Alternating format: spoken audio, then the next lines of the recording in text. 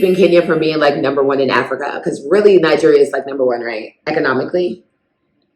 Yeah, but you know what? We are far much ahead of them. The only reason why they are ahead of us is because they are many. They are billions and we are millions. They are paying a lot of taxes than us compared to us. Yeah, so there are so many, but we're just a few million. We are 50 million Kenyans. There are billions. I met some things. So like for someone like me, new to Nairobi, African American here, vibing, trying to look for some money, what are some industries that you would suggest are not overdone, or things that you just from being in Nairobi can kind of say like, we need this here? What I can advise is that as if you want to invest in business in Africa or Kenya or Nairobi, first of all, consider 3 things: entertainment, food, and waste. Waste? Yeah. You know what's weird? I see the trash can vehicles around and the guys are in there with the trash. It's so bad. No, believe me, these trash people are making more money. Believe, how many trash do you think they collect every week? Because wherever there's food, there must be trash. True or false? Yeah, wherever there's people. Wherever there's people, there must be trash. There must be, whenever there's food, there must be, whenever, even entertainment itself, there must be trash. So trash, focus in 3 industries: food industry, entertainment, and trash.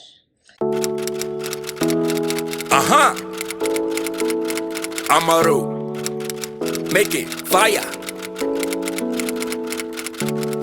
Yeah, me no understand why you not here with me. Let me take it over for you, girl. You've been out searching the wrong place. On your mind, only place that I wanna be. You define what true beauty is all the way. So divine, God must took a long time to make you. Yeah, I know that you've been here before. It's different this time. You have me on your side.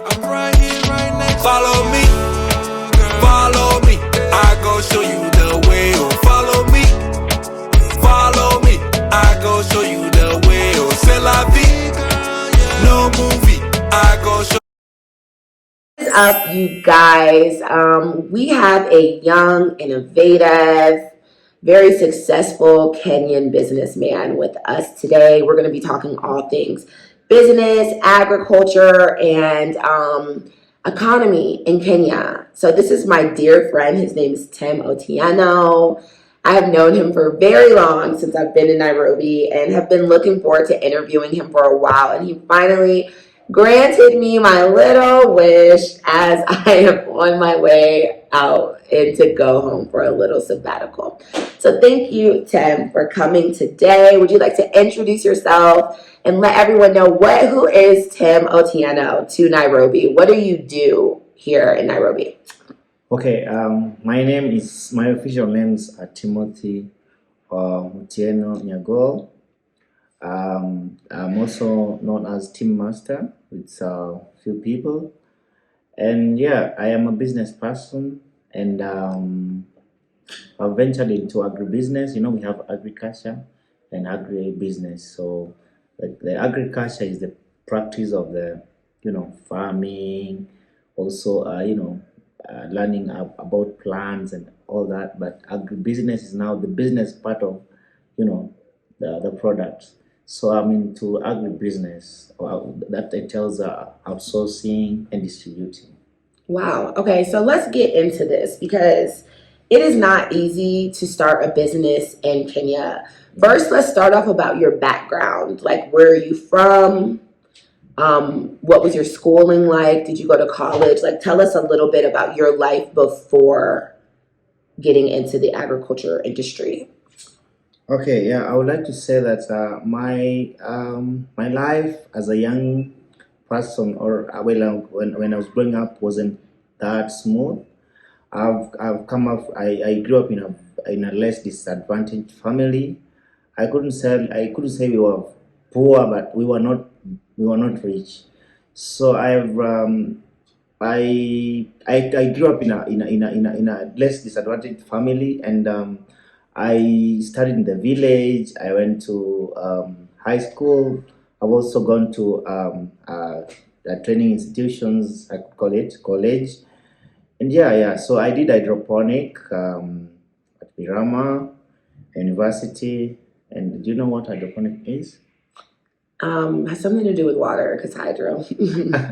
Well, hydroponic is the way of growing crops without soil. It's a new technology. Yeah. Okay, so we're gonna get into that. Uh-huh. You grew up in Kisumu. Yes, I was born and brought up in Kisumu. That's my home. Did you speak mostly like Swahili growing up, Luo, or English?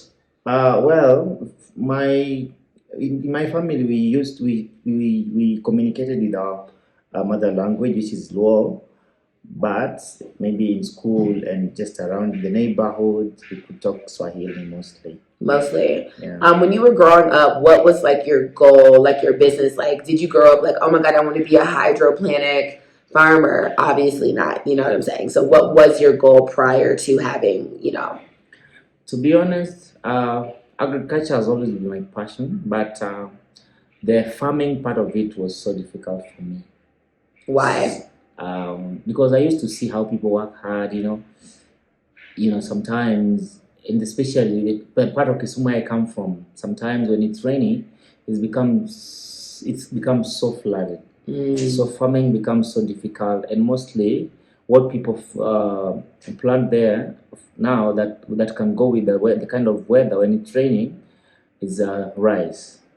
So I come from if you can check, if you know, there's a place called Kano. Kano is an irrigation scheme. So when it rains, the whole village becomes flooded. So I used to see that, and it's such a hassle, a very big hassle for me to start now, doing farming. But now when I discovered that I can actually participate in agriculture in a different way, then I decided, okay, now let me be on the distributing side of sourcing and distributing. And then recently, hydroponics, when hydroponics technology came, I built an interest to learn more, and now I can actually plant different types of crops without soil, without even doing farming. So when you say without soil, where are they growing now? So the two types of media, we call it media, the whatever is going to support the plant.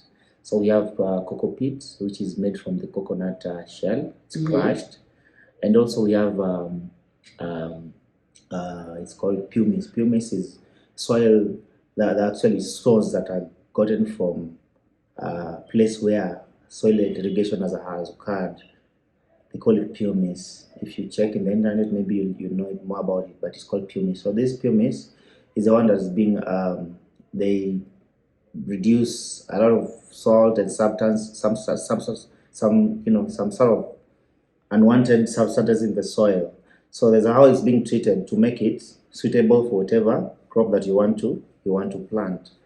So yeah, you just do it. We call it without soil because there's no soil, but there's a way we get support for that particular plant. Just to get support, it's called media.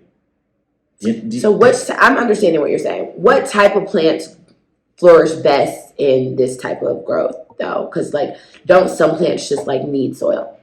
Yeah. So mostly with hydroponics, what matters is the final stage of the plant. We focus mostly on the final stage of the plant because and then we find that most plants that human beings depend on, the final stage, most of them have their final stage. They don't grow very big like a tree. You understand? Not unless you want a fruit. Some fruits can never be supported by that kind of type of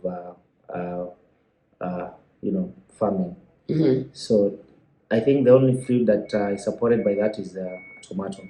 Okay. And also strawberries, but there are fruits that cannot be supported with that type of farming. So it has selective types of plants. But mostly, the vegetables. I think all the vegetables are supported by it. Also, some roots. Root plants, or the ones Like yams, yeah, those ones you can carrots. because now we focus on the Yeah. roots, and the roots are the ones that you're going to feed with the fertilizer. Yeah.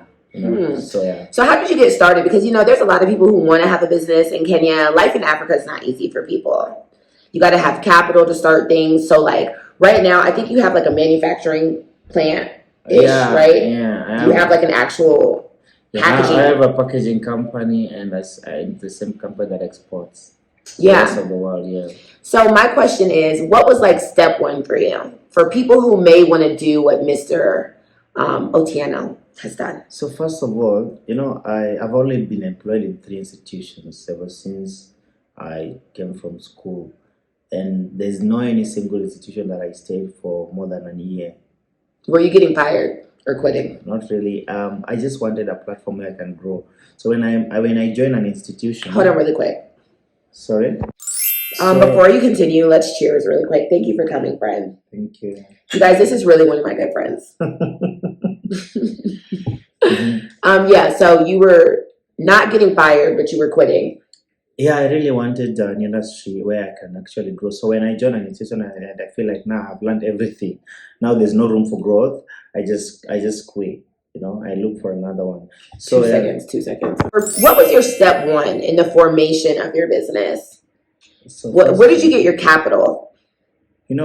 First of all, everything, according to me, I think if you want to be successful in anything, don't just look at the money part of it. Of course, money is what everyone wants, but I think it has to come from passion. If you're passionate about something, believe me, no matter how the obstacles, you'll keep on pushing. But if the money is the first thing that motivates you, at some point when you're at the beginning, you'll give up so quickly. So. But I think that's easy to say, but at the end of the day, like say I wanted to start like a weave business here, selling weave. I got to get money for the weave. You know what I'm saying? So if I'm broke, it's going to be hard. Like I feel like there's a lot of Kenyans out there who have good businesses, like ideas and stuff, but it's like coming up with that capital. Like, was this something that you had saved for, something that you kind of like? So the reason why I say I built a passion towards that is because when I was starting, I knocked. It's the opportunity that came first is that I found out that the products that here and they don't have market.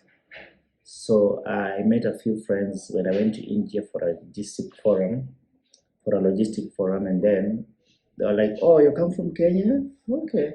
There's this product that we want from your country, but we don't know how to get there." So yeah, when I came back, what started? So you got a head start, kind of networking, you would say. Yes, networking. What started your like ventures outside of Kenya for business? So like, what was the first time you left Kenya? So I was working for a certain institution. I was managing a private hospital for some friend. I can call it friend because yeah, I was his trustee. So when the opportunity, when they called for a forum in India, I was the first person who could nominate to go as his representative or as the representative of the facility. So I went there and I met few friends, I met few people, and then I met someone from Middle East that told me they want some products from my country. Then when I came back, I said, okay, we can do it. So I already had a dream of having my own company. I started registering my company. He was very patient, and I told him to be patient so that I can get the papers to do the necessary for the whatever is required. So I did 1, 2, 3. Then at the point now when we were supposed to start, I didn't have the money. So I knocked few doors. Of course, I approached few people. I approached the bank. I didn't have any security. They told me we cannot lend you money unless, and then now you're supplying outside, so they cannot even be sure about the invoice, so Yeah. they could not give me the money. Then finally, what I did, I talked to the customer. I told them In I India. yes, no, yeah, no, not in India, in Middle East. Okay, in the Middle East. Israel. So I told them I have done all the necessary paperwork on my side. I have the company here. I have never exported before, but now that I have everything, you can confirm that you can actually import from Kenya from my company. And he said, okay, let me confirm with my country. Then he went to confirm. Everything was check. Then I said, okay, now this is my request. I need you to pay me 50% so that I can supply. That's fair. Yes. So what were you supplying? I started with pineapples. Mm. Yes, and then there's a variety of pineapple that is required there. So I had to come here and also do the research about which farmer and which region is doing this type of variety. So I did all the research by myself with the little money that I had until I exhausted all my savings. And then I told the client, now I've exhausted my pocket, my account, so I don't have any other money to supply. But this is how far I've reached. So he respected. He said, okay, I want to come. And then, okay, I want to come to your country, because I think at some point they didn't trust me that I can actually do it. And unfortunately, he could not travel. Just how it happened. So now he said, okay, now he wasn't allowed to come visa-wise? Yeah. So why wouldn't Kenya let him in? I don't know what happened. That is so. Okay. He said, okay, I cannot come, unfortunately, but we need to do the business. So let me send you 50%. And then, yeah, so he sent me 50%. So according to how I quote, when he sent 50%, because I didn't have any other money, I supplied whatever he paid for. Yeah. Do you understand that? Yeah. He sent 50% and you didn't have the money, so you supplied what he paid for, which is 50% of what he wanted. Because that's what he paid for, technically. I mean, it's what it is. He sent me 50% and I supplied what he paid for. Yeah, you confront him. It's like he paid me so I assume that I cannot do more than what he paid for, because I didn't have any other money. So I took my profit and supplied what he paid for. Yeah. Because even me, I was not sure if he was gonna pay me my balance. Understand? So then when I supplied, I gained confidence with me that I can actually receive money and supply. Yeah. Even if I supplied, the system worked. Yeah. So now he said, why did you supply half? I said, my friend, I was not as confident. I was not also even me. I was not confident that you're gonna pay the balance. So, but I've supplied, so I don't owe you. So now we started continuing and building trust, and that is how it worked. And now we're all over the world. Wow. What countries do you provide things for? So I'm supplying currently. We're doing Netherlands, Amsterdam, yeah, and then Dubai, Israel, Jordan.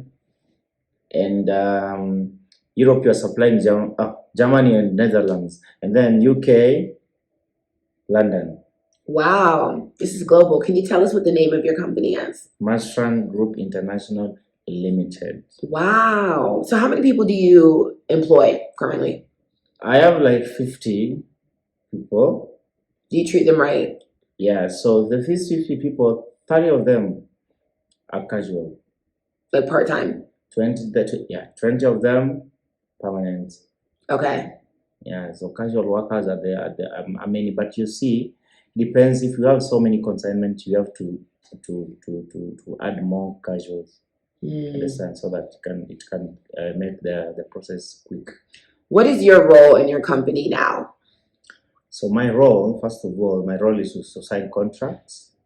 Also negotiate I negotiate for with the clients for deals. I also I'm the one working on documentation for each and every consignment that is going out. Hmm. Yeah, I have to be in the system. Do you plan on expanding? Expanding the business, of course, that is my biggest dream. I want my company to be worldwide company and to employ people all over the world. And believe me, it's gonna happen. Yeah. I'm going So to. what was your first step? Because I know a lot of people will be like, oh my God, it's hard. I want to go study here, but it's hard. I want to go here, but it's hard as far as like visa wise. Like, how do you think it was kind of easy for you to like travel out to these places? Or are there like certain places that you would suggest people looking to like build business networks outside of Kenya go? Like, what steps did you take towards even getting those contacts to build network? So first of all, you see, when your product is out there, you're definitely networking already. So you see, we have branded our cartons. Mm. So when people go out there and they find our products in their supermarkets, they try to find out who is this person and how can he supply me in other country, you know. You see, network that. So I have a network that is bringing more networks. So when someone goes out there, for example, when they go to Israel or when they get my product in Dubai, you know, maybe it's just a visitor and they go there because we branded the fruit and it looks very nice, the quality is good. They contact us because we have a website, you know. So when they come to us now, they say, okay, I saw this product, this particular product, blah blah. I was trying to find out who is the owners of this company so we can do business. We invite them. We invite them. They come here. We take them to our factory. If they're confident enough, we can do business with them. Yeah, and that's how we expand our network. And believe me, right now, I only started with one country, and we have over 9 over 5. Wow, God is good. Mashallah. I know. What kind of made it easy for you to package? Like, why don't more farmers just package their own stuff? It's not easy. First of all, farmers deal with soil, you know, and the harvesting process and packaging process are two different things. So some farmers don't even know how to handle their products. So we prefer that we harvest, we handle, we package, and dispatch. So we just tell the farmer. Some farmers just give us the whole. We have a contract. They just plant and they give us the whole farm. Understand? We even train them on how to plant them so that when we come to harvest, it becomes easier. We teach them about the variety. Some farmers don't even know varieties. You know. You know, even you. Do you know different pineapples have different types, different, you know? No, Yeah, some pineapples are sweet and some aren't. so they like it because we educate them on how to plant and how to harvest, how to handle. You know, the pineapple is not supposed to be like you're still not supposed to break it like this, but you cut it with a knife. You know. What is your favorite pineapple variety? This MD2 a variety is called MD2 is the golden pineapple. Is the one that is too sweet. You can eat a lot of it. Yeah. But there's one, it's called smooth cayenne. That one is very, very, you can only eat a piece. And then you start feeling like. So I'm wondering why I have not been getting free pineapples delivered. Yeah, because you have not asked. I don't know. I didn't know you like pineapples as well. Yeah, but also avocados. We have varieties of avocados. You know, avocados are very expensive in America. I know, because after it arrives there, there's so many people involved. Yeah. It's like a luxurious vegetable. Really? Yeah. What do you guys do philanthropy wise for Nairobi? Would you say, do you guys donate or like do events or things? Like, what do you do to kind of like give back to the community as far as being a businessman? Because that's really important. For me, what I'm doing right now, what my company is doing, is actually a way of giving back. You know, when we go out there and we learn something and we come and implement it with our farmers, it's a way of giving back because we are educating them on new things that they didn't know about varieties, about planting, about harvesting, you know. Yeah. Handling of these products sometimes. You see, our farmers might be doing a very good job, but they might be losing money on the side of handling. You know, when you're delivering something and then they sort it. After you deliver, they sort it, and you find out that actually you harvested 5 kgs, but now you have 3 kgs because you lost some you had some quality issues during harvest and transport, the period of harvesting and transporting. You know? Yeah. So when you know how to handle your product, you're actually not going to lose a lot of money. So we educate them on how they can handle this thing until it reaches the final destination. Education is very important. What are some mistakes that you've made along the way in your business journey that you would want to share with others to keep them from making if they're going about creating a business in this arena? The first and the biggest mistake I've ever made is taking too much risk. You are supplying someone and you've not done your due diligence. You find out that actually brokers of a certain company, you know, before you realize it, you're conned. So you're not being paid because you didn't do your due diligence. You lose a lot of money. So that is one of the mistakes. Another mistake is having wrong employees or people who are coming to destroy you. Sent by the devil. I know. And then another thing is maybe you train employees on how to do the job, or how to, you know, you give them the idea and then they use the same idea when they leave your company and sell it to another exporter or someone else who's doing the same thing. So sometimes those are, I think you need to be very careful on people you bring to your business. Yeah. And also do your due diligence. You should make them sign non-disclosure agreements. I know. Yeah, NDAs. They're very important. So I think those are the mistakes that I've done in my business or towards my business journey. So you've done a lot of traveling. I've checked out your Instagram. You're here, there, looking luxurious, looking nice. What have been some of your favorite countries that you visited? So I have visited Europe. What places in Europe? Italy.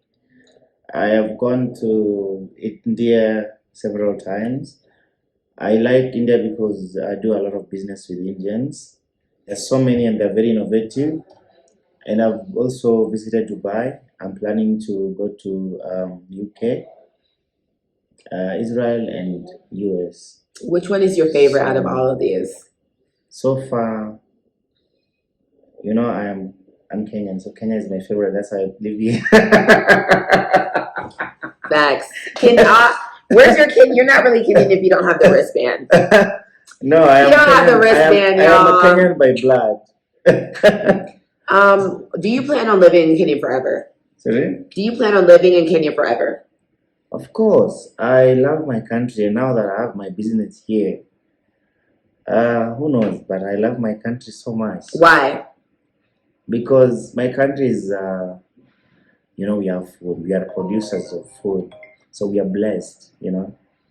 And I don't think when I'm in Kenya, I can lack something to do. It's a land of opportunity also because of how passionate I am with the weather, the agriculture part, you know. But I wouldn't mind, you know, just exploring other countries, visiting, but I must come back to my country. I met a Nigerian here who had like Range Rover, laptops, like 5 iPhones, right? And he's like, I was like, what do you do for a living? And he's like, I'm a pig farmer. Pig farmer? Yeah. And he's like, because I was like, are you sure you're a pig farmer? He's like, there's money in agriculture with animals more than like regular farmers. You know, agriculture is so diverse, yeah? Yeah. There's there's livestock farming. Does that make more money than agriculture? Yes, and there's poultry farming. Also, there's, you know, have you thought about getting into livestock? Yeah, I tried. You know, I tried poultry and I was keeping chicken and egg back at home. But unfortunately, in Kisumu. Yeah, in Kisumu. Unfortunately, it failed because it needs a lot of attention. Yeah, they're kids. They're human beings.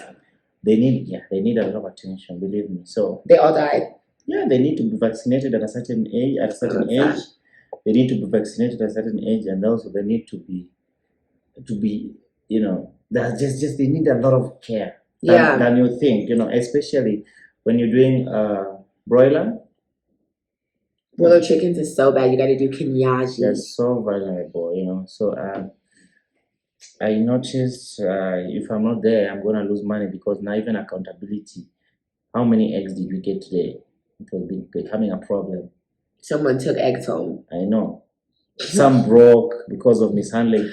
Actually, Yeah. in everything, I realized that handling is everything. Yeah. Somebody's gonna judge your product when you deliver on the final stage. They Yeah. don't care if they just think they will judge you from the word go. Yeah. So you just need to take good care of handling your Delivery and packaging is everything. Yeah.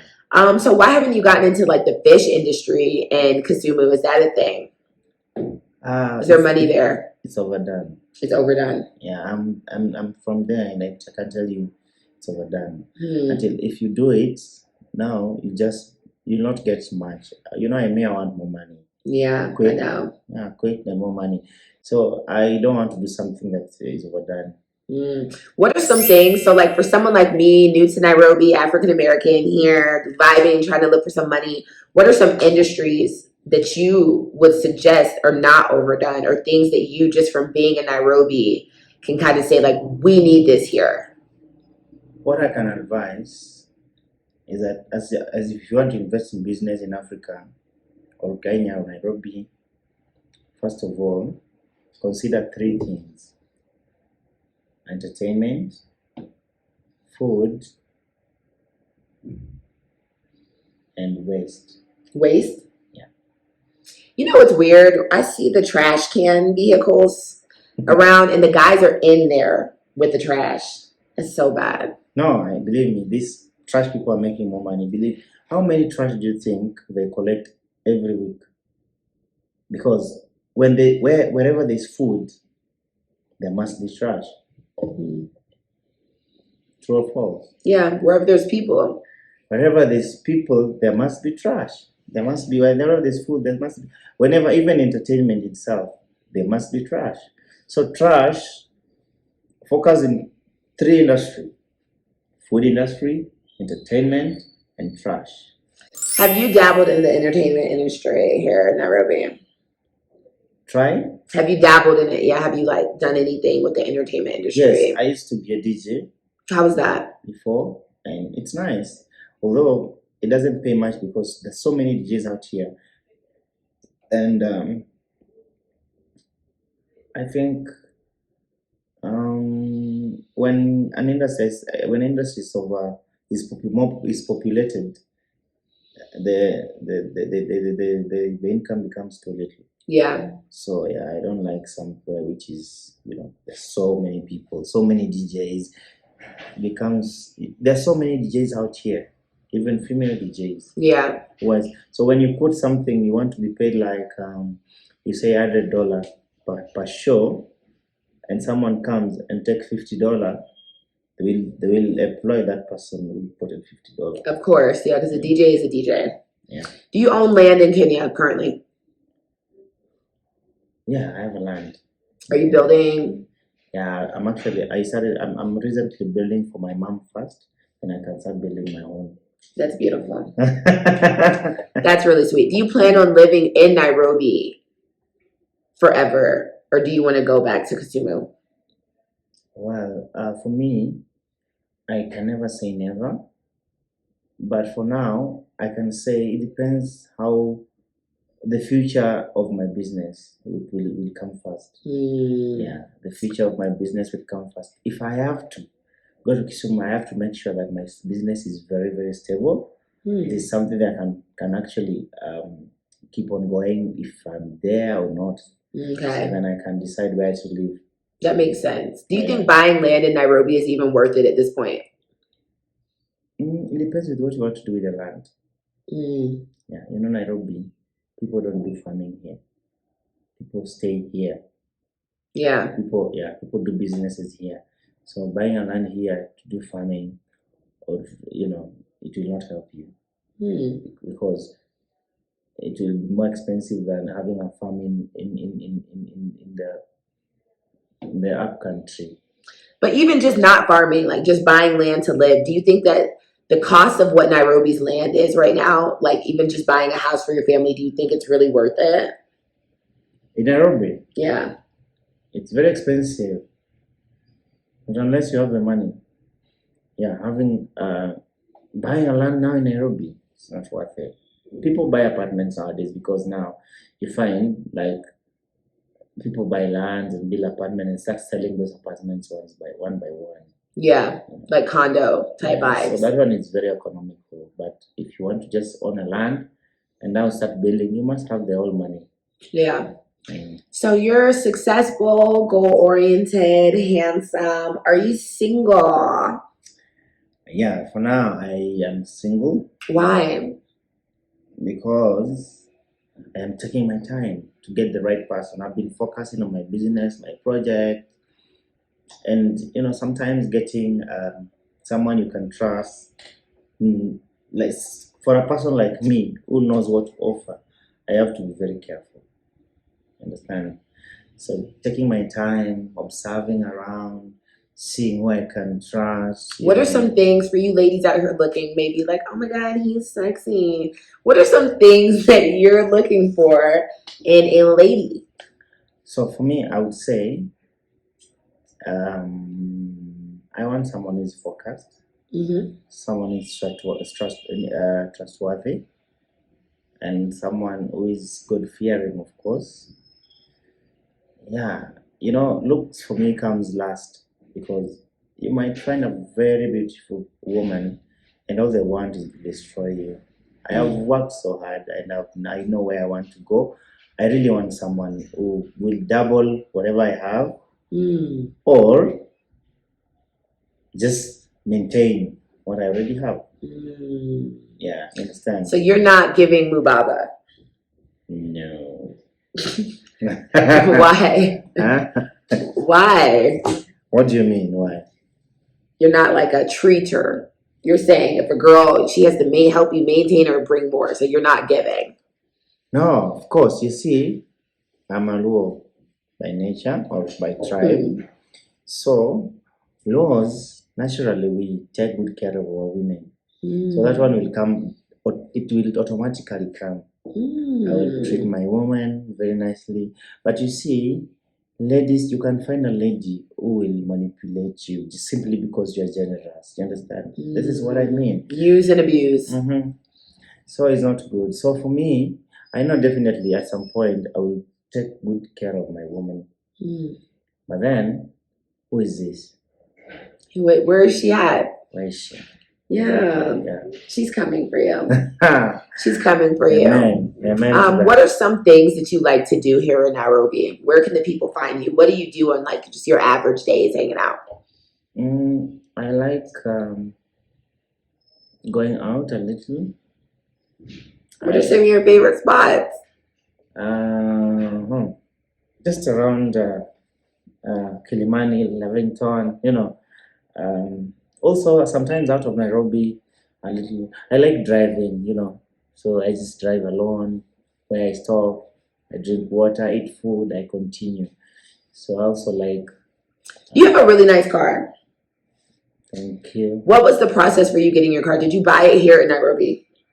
Yeah, by the time I bought the car, I really wanted to, so soon, so I couldn't wait. By then, naturally, I can be patient, but I'm not patient. Yeah, you want it now. Yeah, so I just bought it here. I didn't want to keep on waiting, So there's a friend of mine who has a yard in Kiambu Road.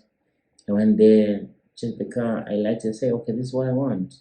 Then I just took it. Cars are so inflated here. They cost so much money compared to where they're made. It's actually ridiculous. Do you think Africa will ever be on an economic playing field with the rest of the world as far as manufacturing and the prices of goods? Africa. I think it will take time. So what happens with Africa is that the people who have idea has no power and resources. The people who lack idea are the ones who have the power and resources. Yes. So unfortunately, I came to realize not everyone will think outside the box when they have everything that they have. Because they're comfortable. Yeah. But you see, the people who are thinking deeply are the ones who are suffering. Because when you're broke, you start thinking, how can I get money?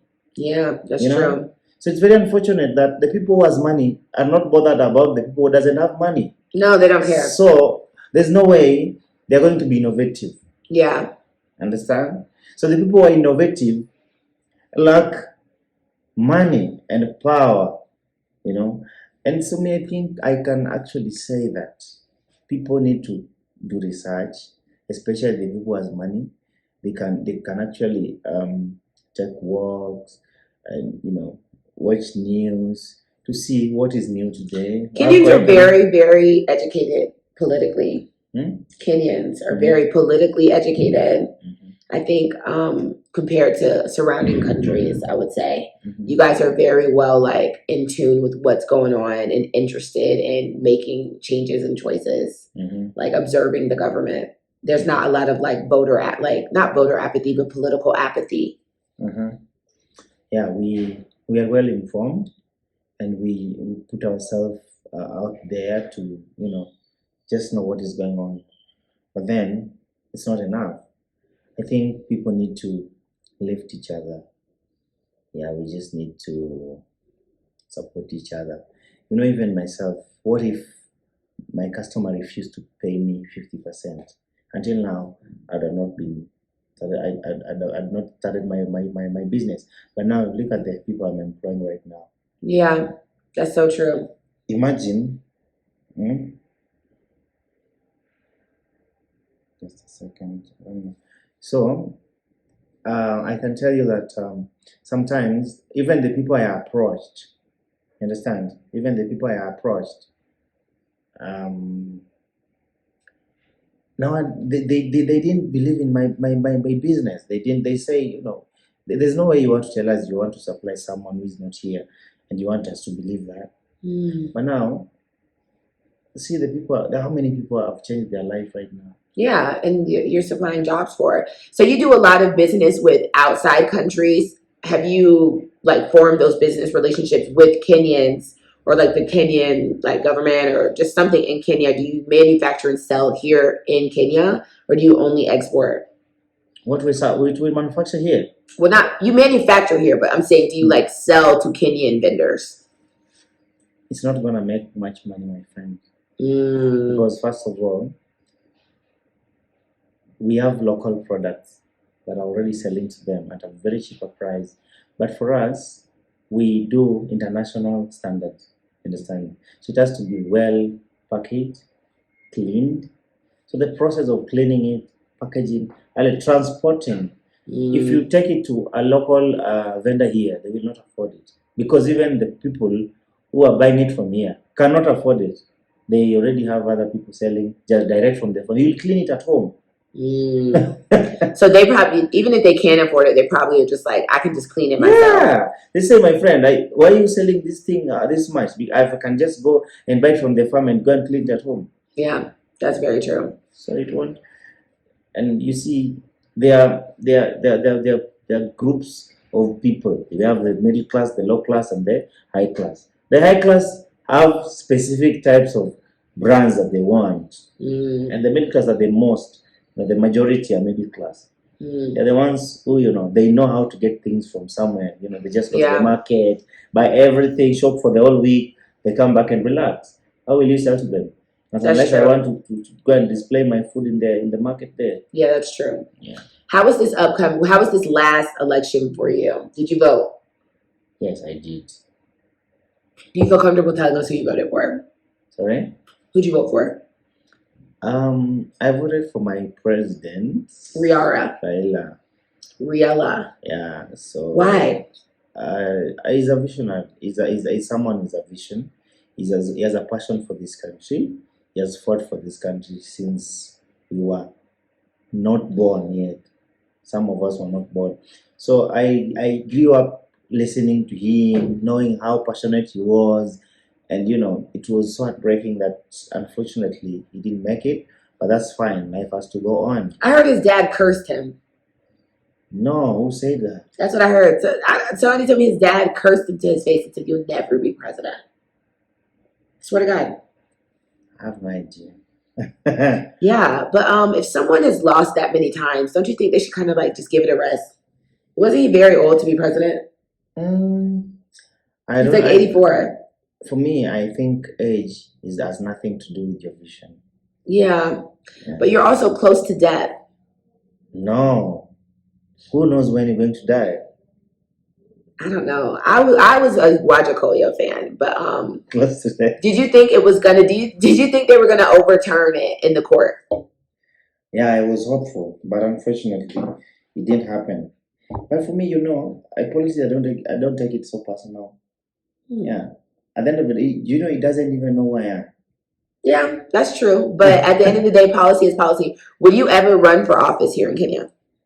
Never. I can see you as a politician. You get politician. Really? Yeah. Maybe the leadership is in me. Yeah. Who knows? Maybe. You get politician, I think for sure. God knows. So, what do you know about African Americans? What have you learned about African Americans? What has been your experience with African Americans here in Kenya or abroad in other places? Have you really talked to many African Americans? Yes. That's why I made friends with you. You guys are so beautiful, to be honest. And you see, when you see someone of your skin speaking different accents, it's such a, it's so sexy. Wow, thanks. Yeah, it's so sexy. Believe me, I find it so nice knowing that this person is black, but he has a different accent from us. Now you understand. Okay, Africa is big. Africa. Yeah, is, the diaspora is wide. Just feel proud of yourself. Am I going to be less sexy when I get my Kenyan accent? You really want to adopt our accent? Are you No, sure? I could. Even if I tried, it wouldn't work. I'm learning a lot more Swahili though. Let me ask you: did you ever have a problem when you came here to try to understand people, their accent, and all that? Yeah, I would have to say, can you repeat it? Or I say, can you speak up? Because people speak very low. Really? Yeah. No, but you see, it happens with us most of the time. Especially before I traveled before, I had a problem with listening to people's accents. Yeah. Until I was exposed a little bit. Now I started learning slowly by slowly. Sometimes I had a very big problem listening to, what did you say? Yeah. And you guys, speak so fast. You're one of my only friends, actually. Now that I think about it, yeah, you're one of the few people who aren't like, girl, can you repeat? Or what did you say? They'll be like, your English is so hard. I know. It was so difficult at first, man. Yeah. I was just like, no, I cannot hear you. What are you saying? But now I'm used to it. Yeah. So on this platform, we believe in supporting one another. All of my followers are all over the world. We have Britain, Germany, Australia, US, Kenya, Ghana, Nigeria. This is a very mixed platform. So how can my followers, my subscribers, my friends assist you? Is there anything that you're selling, consultations that you offer, support that you need, investors you're looking for? What are you looking for right now? Right now, I would say that I am actually looking for networks around the world. If anyone out there can reach out to me and tell me, I heard about you, this is what you do, blah, blah. And now this is how I can come in. We are actually open to any type of, collaboration, networks. We can actually do business together. If you can tell me, I can get you clients from this side of the world or this side of the continent, then or get you this product.